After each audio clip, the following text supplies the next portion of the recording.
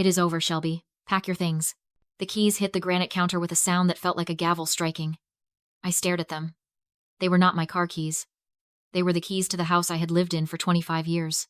It was 11:45 on a Tuesday night in Chicago, and the kitchen was freezing. My father, Richard, stood there in his silk robe, looking at me with a calm that terrified me more than his shouting ever did. I sold the SUV this afternoon, he said, like he was talking about selling an old lawnmower. $22,000 cash. It is done. The air left my lungs. That car was mine. I paid for it. Every payment, every insurance premium, every oil change. But because I was 20 when I bought it, he had insisted on putting it in his name for insurance purposes. I had trusted him. You sold my car? I whispered. I had to, he said, pouring himself a glass of water. Your brother made a mistake. Connor. Of course. The golden child. He borrowed the car while you were at work, Richard continued. He had a few too many. Hit a parked sedan on State Street.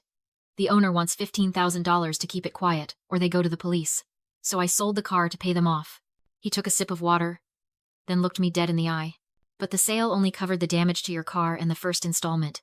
I need another $15,000 by tomorrow morning to finalize the settlement.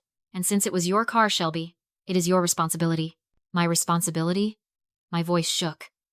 Connor stole my car. He drove drunk. He crashed it. Richard slammed the glass down. The car is in my name. If the police get involved, who do you think they will charge? The homeowner with a spotless record? Or the girl living in his basement? If you do not pay, I tell them you were driving. I tell them you panicked and fled the scene. He leaned in close. So you have two choices.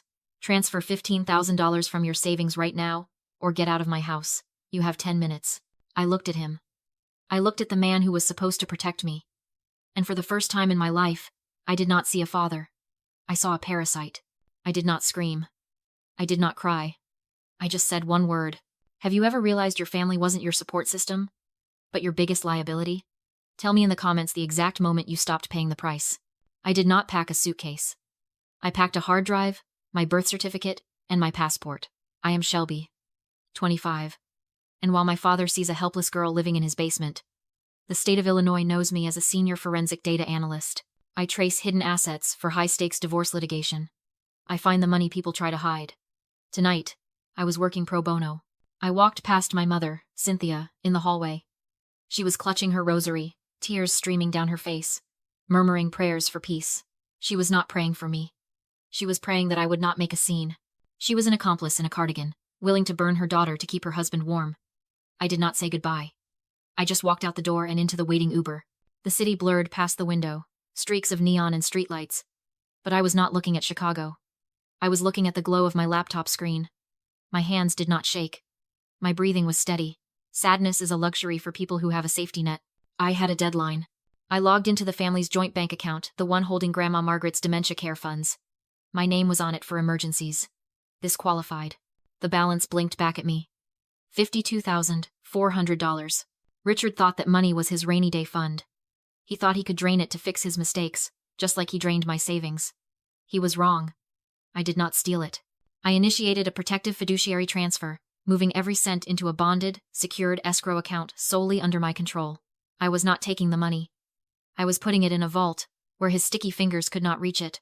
One click. Transfer complete. Then, I opened a file I had named the ledger. It was not a diary. It was a script I had written 6 months ago when I first suspected Richard was skimming off the top. It scraped 3 years of bank statements, credit card transactions, and cash withdrawals. It categorized them with ruthless efficiency. I looked at the data. It was an autopsy of greed. While he told Aunt Teresa he could not afford a nurse for Grandma, he had withdrawn $4,000 at the Riverboat Casino. While he told the church deacon he was struggling to pay for heat, he had spent $2,000 at a luxury tailor. I did not write a tearful letter explaining my side. I simply attached the spreadsheet. I sent the insolvency report and embezzlement notification regarding Richard Sterling to the Holy Name Cathedral treasurer, copying Aunt Teresa, Uncle Bob, and the parish council. I did not hesitate. I hit send. By the time the Uber pulled up to Savannah's apartment building on the north side, the digital bomb had detonated. I walked up the 3 flights of stairs, feeling lighter with every step. Savannah was waiting at the door with a bottle of Cabernet and a look that said she was ready for war. "You look like you just burned down a village," she said, handing me a glass. "I didn't burn it," I said, sinking into her velvet sofa. "I just turned on the lights." I took a sip of wine. The rich, dark taste grounding me. My burner phone buzzed on the coffee table. Then again. Then it lit up like a Christmas tree. Aunt Teresa was calling. The church treasurer was emailing. The family group chat, which I had muted but not left, was scrolling so fast the text blurred. Richard was screaming in all caps, calling me ungrateful. Aunt Teresa was demanding to know if he spent Mom's medicine money on slots. Cynthia was begging me to fix it because Dad was hyperventilating. I watched the chaos unfold from 5 miles away. Safe in a warm apartment. Surrounded by silence and wine. I felt a cold, sharp satisfaction in my chest. I thought I had won. I thought I had struck the final blow and walked away clean. I raised my glass to toast my freedom. To the truth, I whispered. The glass never made it to my lips. The front door did not open. It exploded. 1 second. I was watching the bubbles settle in my Cabernet. The next, wood splinters were raining across the living room rug, and the air was filled with a deafening, rhythmic shouting that turned my blood to ice. Police! Get down! Hands where I can see them. I froze. It was the instinct of a prey animal. But Savannah, bless her, tried to stand up. She tried to ask what the meaning of this was, but they screamed at her to get down. A tactical light blinded me. A heavy boot kicked my legs out from under me, and I hit the hardwood floor hard enough to taste copper. A knee drove into my lower back, forcing the air out of my lungs in a sharp, agonizing wheeze. I am not resisting, I gasped. My cheek pressed against the cold floorboards. I am not resisting. A voice barked my name from above the light. Metal bit into my wrists. Tight. The kind of tight that tells you this isn't a misunderstanding. It is a takedown. I was hauled to my feet, disoriented. My hair hanging in my face. The apartment, my sanctuary of 10 minutes, was swarming with uniforms. They told me I was under arrest. For what? Savannah screamed from the corner, where an officer was holding her back. She transferred her own money. That is a civil dispute, not a police matter. A detective in a cheap suit stepped into the light. He did not look like he cared about civil disputes. He looked at me like I was something he had scraped off his shoe. Grand larceny, he read from a sheet. Computer fraud. An aggravated assault with a deadly weapon. The room went silent. Weapon? I whispered. I didn't have a weapon. According to the sworn affidavit filed 20 minutes ago by your father, Richard Sterling, the detective said. His voice flat. You hacked his accounts. Transferred $50,000, and when he confronted you, you threatened to kill him and his wife with a kitchen knife before fleeing the scene. He claims you are high on amphetamines and mentally unstable. My knees almost buckled. He had not just reported a theft. He knew a theft report would take days to investigate. He knew the banks would drag their feet. Richard did not have days. He needed me stopped now, so he swatted me. He fabricated a violent emergency to turn a financial dispute into a manhunt. He weaponized the police force to crush his daughter because I dared to touch his money. That is a lie, I said, my voice trembling for the first time. He is lying. Save it for the judge, the detective said. Let's go. They dragged me out. They did not walk me. They marched me. Down 3 flights of stairs, past Mrs. Gable from 3B who was peering through a crack in her door. Clutching her robe, I was the girl who analyzed data. I was the girl who followed the rules. Now, to everyone watching, I was a violent criminal. The night air hit my face, cold and sharp. The street was bathed in the strobe of red and blue lights. And there, standing just outside the police tape, was a silver sedan I recognized. Richard was leaning against the hood. He was not crying. He was not hyperventilating. He was wearing his church coat, looking at me with an expression of profound, performative pity. He looked like a father heartbroken by his junkie daughter's collapse. As the officer shoved my head down to put me in the back of the squad car, Richard caught my eye. He gave me a barely perceptible nod. It was not a greeting. It was a lesson. You thought you could audit me? His eyes said. I own the world. You just live in it.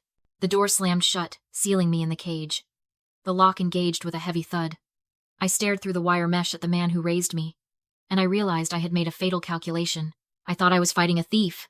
I wasn't. I was fighting a monster who would burn the whole city down if it meant he could rule over the ashes. The interrogation room smelled like stale coffee and floor cleaner. It was a sensory vacuum designed to break you. No windows, just a steel table, a two-way mirror, and the hum of the fluorescent light that buzzed like a dying fly. They had taken my shoelaces. They had taken my phone. Now, they were trying to take my dignity. Detective Miller tossed a folder onto the table. It slid across the metal and stopped inches from my cuffed hands. We traced the IP address, Shelby, he said, leaning back in his chair. looking at me with a mixture of boredom and disgust. The transfer originated from a laptop registered to you at a location 5 miles from your parents' house. $50,000. Drained in seconds. He tapped a photo of the bank log. Your father says you have a gambling problem. Says you have been spiraling for months. He tried to help you. Gave you a place to stay. And this is how you repay him? By robbing his mother's medical fund? I stared at the photo. Flashback. Last December. It was 10 degrees below zero in Chicago. The Greystone's roof had sprung a leak, and water was pouring into the master bedroom, ruining the hardwood floors my mother loved. Richard was sitting at the kitchen table, head in his hands, sobbing. I don't know what to do, Shelby, he had wept. The contractor wants $20,000 up front. I don't have it. I spent the reserves on investments. We are going to freeze. I did not ask what the investments were. I just pulled out my checkbook. I wrote a check for $20,000, my entire bonus for the year. I handed it to him. You are a good daughter, he had said, hugging me. You are the only one who cares about this family. End flashback. I am talking to you, Shelby. The detective snapped, slamming his hand on the table. You are looking at grand larceny. That is a Class 1 felony. 4 to 15 years in prison. And that is before we get to the weapon charge. There was no weapon, I said, my voice raspy. Your brother says otherwise, Miller said. He pulled out a witness statement. Connor Sterling. He says he saw you waving a kitchen knife. Said you were screaming that you would burn the house down if they did not give you the money. Flashback. 2 years ago. The phone rang at 3 o'clock in the morning. It was Richard. Connor had been arrested for assault in a bar fight. His bail was $5,000. Richard did not have it. He is just a boy, Shelby, Richard had pleaded. He made a mistake. If he stays in jail, he loses his scholarship. Please. Family helps family. I drove down to the station. I paid the bail. I drove Connor home in silence while he threw up in a bucket in the passenger seat. I never asked for the money back. End flashback. Connor is lying, I said. Why would he lie? Miller scoffed. He is a college student on the dean's list. He has no record. You are the one running around town hacking accounts. I looked at the detective. But I did not see him. I saw the trap. I finally understood how Richard's mind worked. It wasn't just greed. It was something far darker. He did not view me as a person. He viewed me as an insurance policy. He had paid his premiums for 18 years, food, shelter, clothes, and now that he was in trouble, he was filing a claim. In his mind, he wasn't stealing from me. He was liquidating an asset he owned. And if the asset tried to leave, you burn it down to collect the payout. He would send me to prison for 10 years without blinking. Because a daughter in a cell is better than a daughter who says no. It wasn't a tragedy. It was a transaction. The realization washed over me. Cold and clarifying. The guilt I had carried for 25 years, the feeling that I wasn't doing enough, that I was a burden, evaporated. You do not owe loyalty to a man who is actively trying to frame you. Your father is willing to make a deal, Miller said, his voice softening. The classic bad cop, good cop pivot. He is outside. He is heartbroken, Shelby. He says if you return the money and sign a confession admitting you need psychiatric help, he won't press charges on the assault. He just wants to get you into a treatment facility. A treatment facility. A locked room where I could not talk to the auditors. A place where my credibility would be destroyed forever. It was a brilliant move. I looked up at the detective. My face was dry. My pulse was slow. I want my lawyer, I said. You don't need a lawyer. You need to help yourself. I want my lawyer, I repeated, my voice hard as iron. And I am done talking to you. The heavy steel door buzzed and swung open. I expected my lawyer. Instead, I got the architect of my destruction. Richard walked in, not in handcuffs, but escorted by a man in a white dress shirt and a gold badge. Chief O'Malley. I recognized him. He and Richard sat on the same pew at Holy Name every Sunday. They played golf at the club. They were pillars of the community. I was the crack in his foundation. Richard dropped the anger and put on grief, slumped shoulders, red-rimmed eyes, the look of a broken father. He spoke softly to the chief, painting me as sick, not criminal. A good man protecting his daughter. Sparing her a felony record. The paper slid across the table. A civil compromise. Return the $50,000. Admit it was a mistake caused by a mental health crisis. No charges. No prison. It was mercy dressed as a confession. Sign it, and I'd admit the money wasn't mine. Brand myself unstable. And hand Grandma's care back to the man draining her dry. I refused. The moment the door shut, Richard's mask vanished. He leaned in, voice low and vicious. He knew the chief. He knew the judge. And if I didn't sign, The police would find drugs in my room enough for mandatory minimums. He wasn't bluffing. He would erase me to protect his image. I reached for the pen anyway. He smiled, certain he'd won. Stop. Savannah stormed in, sharp and lethal, announcing herself as my attorney. She shut down the room, called out the illegal interrogation, and dropped a thick binder on the table, the truth. I hadn't stolen anything. The money belonged to Grandma Margaret. Richard had added himself after her dementia diagnosis and spent tens of thousands on himself. That was elder abuse. I'd moved the funds into escrow to protect them. That wasn't theft. It was fiduciary duty. Then Savannah revealed the final blow. An irrevocable trust. Grandma had named me sole trustee. Richard wasn't the owner. He was just a beneficiary, and by filing a false report and threatening me, he'd triggered a forfeiture clause. He'd disinherited himself. When I played the dashcam video, his son drunk at the wheel, Richard instructing him to frame me, the room collapsed. The chief uncuffed me and arrested him instead. As they dragged Richard away, he screamed that I owed him. I didn't. By sunrise, the house was cleared, the assets secured, and Grandma safe. I moved into a place that was finally mine. That night, I deleted one last user from my system. Dad. Status. Removed. They said I was dead to them. I just made it official.